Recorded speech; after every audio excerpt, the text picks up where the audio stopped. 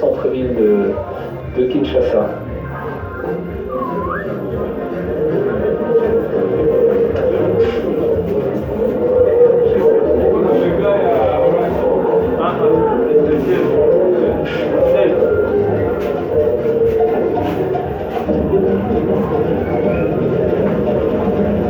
Donc voilà le pape qui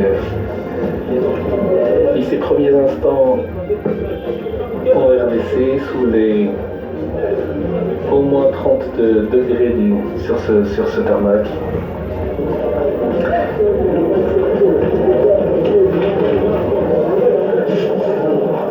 On peut dire quelques mots du programme à la fois de cet après-midi et puis des prochains jours à Kinshasa pour les avoir bien en tête. Donc je le disais, le pape va rejoindre le Palais de la Nation pour la cérémonie de bienvenue qui, selon le programme officiel, doit se dérouler à 16h30. À 17h30, ce sera son premier discours lors de la rencontre avec les autorités, la société civile et le corps diplomatique.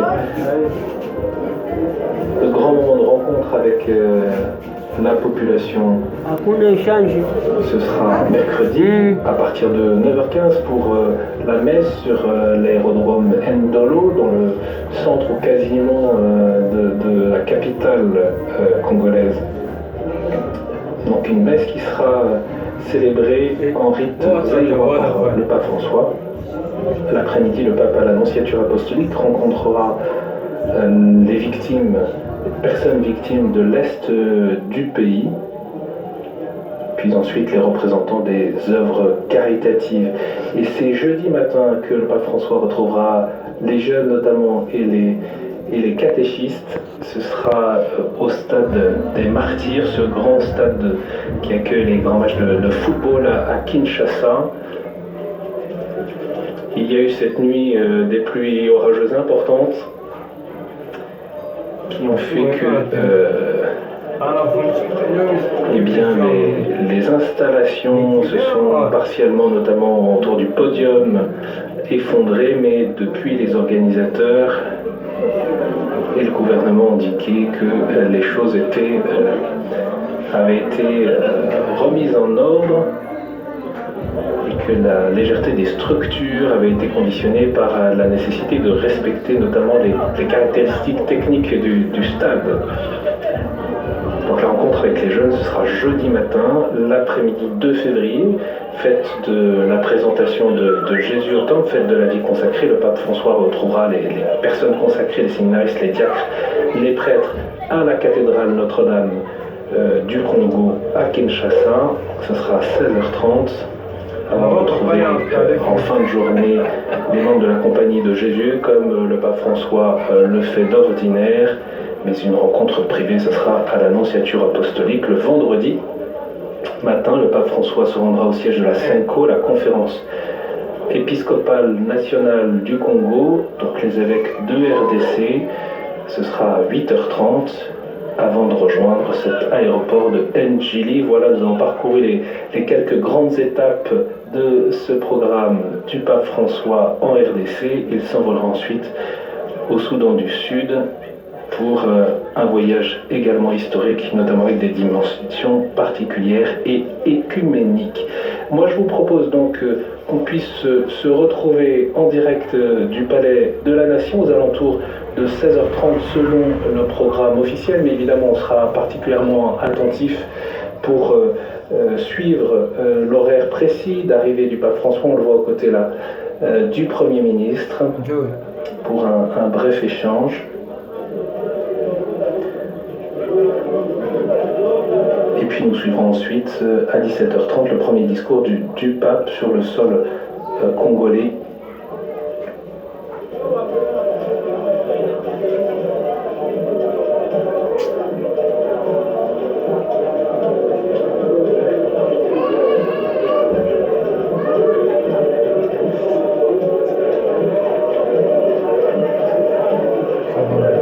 Vous le voyez, le pape François qui est accompagné d'un traducteur pour un premier échange informel autour de cet accueil, de son arrivée.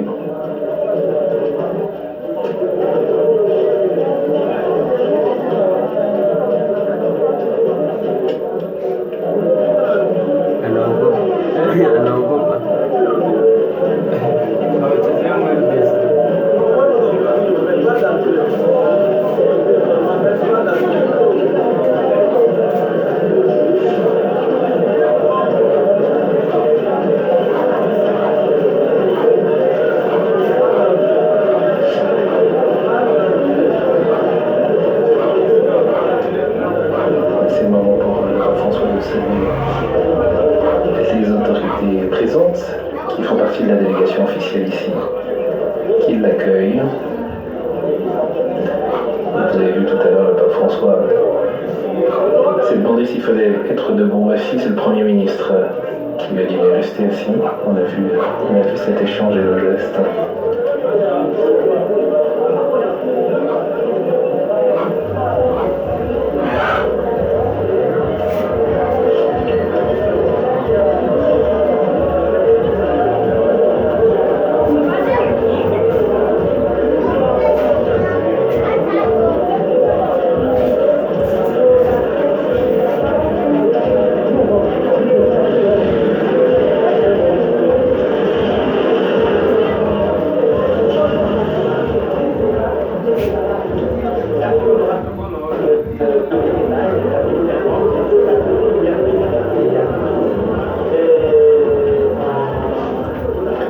On évoquait tout à l'heure ce grand pays qui est la République démocratique du Congo, 105 millions